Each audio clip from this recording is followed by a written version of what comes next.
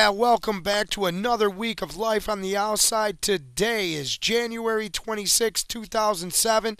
This is the Harry Thomas Show Week in Review. I'm your host, Harry Thomas. The website is located at harrythomas.info. And this week, I've got a lot of stuff to cover. I've got a lot of Ron Paul news. I've got stuff on the police state, Big Brother, the push for world government. I've got come out, Ron Paul bagged second place in Nevada.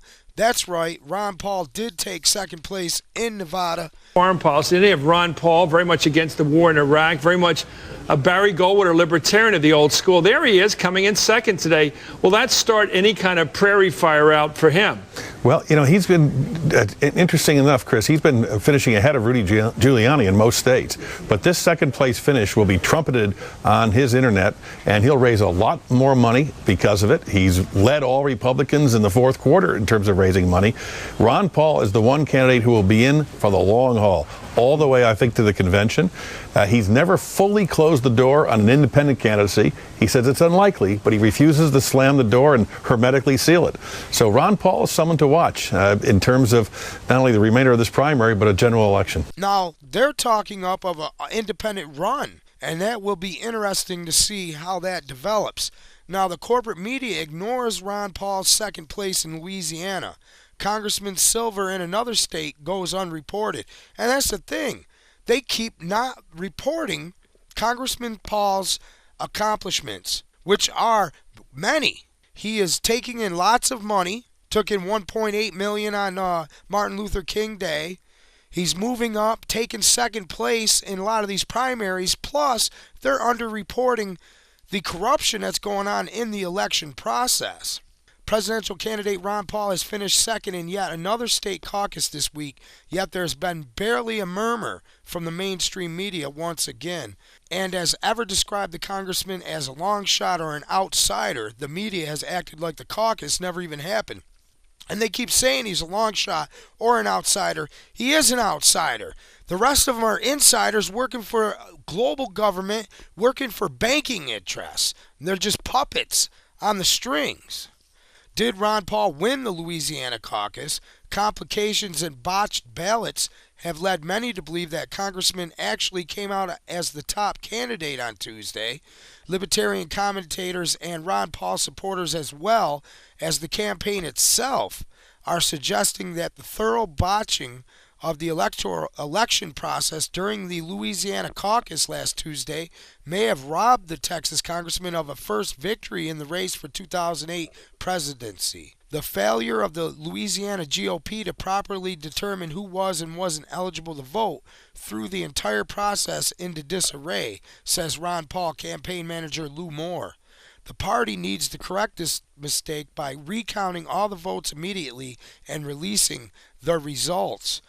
But as the party then had to explain due to its own mistakes, some 500 to 650 voters over 5 different districts were forced to file provisional ballots, which could change the outcome of the entire election. Now, the voting list that they were using was dating from November 1st, 2007, despite the fact that people had till November 30th to register as a Republican and vote in the caucus. 2,709 Louisiana residents registered as Republican between November 1st and November 30th. So that means 2,709 Louisiana residents, when they went to show up, they were told that they would have to fill out a provisional ballot, which wasn't counted, and them ballots could change the outcome. But they're not going to report on that.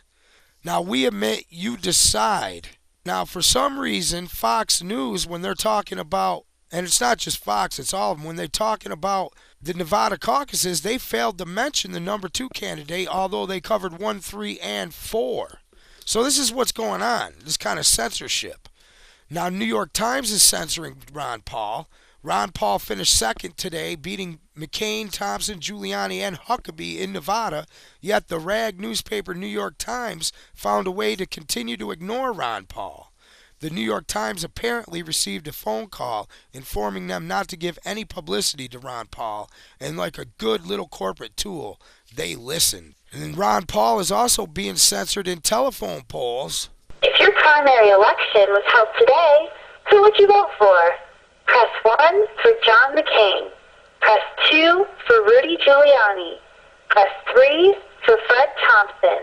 Press 4 for Mitt Romney. Press 5 for Mike Huckabee. Press 6 for other or none of the above. Press 7 to no longer receive these types of calls. He's not even on the list. Now, I reported on last week how Dig was censoring Ron Paul. Well, this week we found out that Dig co-host member is a member of Bohemian Grove. You can check that out. Keith Olbermann actually reported on Ron Paul this week. Listen to this. McCain had to leave the campaign trail just to raise $1 million, talking about not going much further. But Ron Paul raised nearly twice that, $1,850,000 on Monday alone. Is he just really good at raising cash, especially on the internet, or is McCain, has he already tapped his people out, or is he just bad at this, or what's that disparity about? Well, if this were private business, Ron Paul would be the only profit-making company of the lot. I think there's something about the Paul campaign that they just pull it in. They don't even ask for it.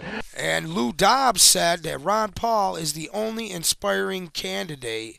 Interesting to me is, as I watch these candidates, I go around the country and I talk to folks, is that not a one of them, and I'm going to say this, with the possible exception at the margin of Ron Paul, not one of them has captured, none of the front runners have captured the imagination of folks when I talk to them around the country. And I'm talking about all 4 quarters of the country. South Carolina voting machines were not set to zero before the voting started. The voting machines in Horry County, South Carolina were not reset to zero before the first votes were cast.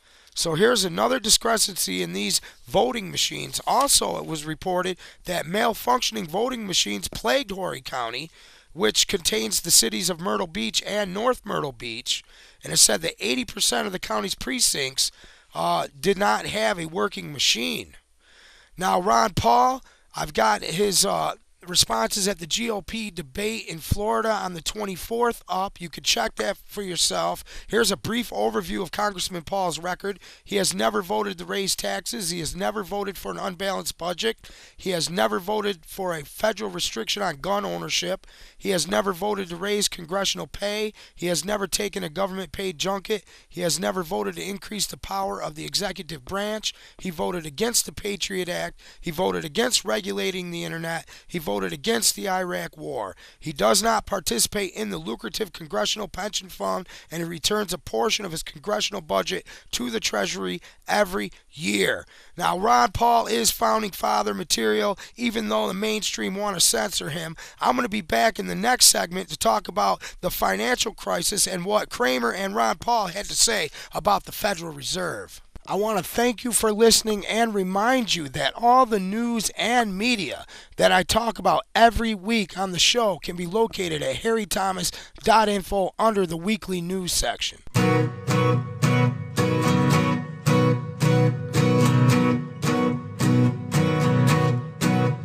Ron Paul, we can't wait for our victory. Oh wait, let the star-spangled banners wave.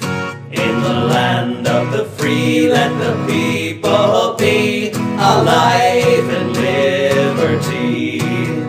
From the redwood forest to the Great Lake waters to the Gulf of Mexico, live free or die, we must not deny. Ron Paul for president.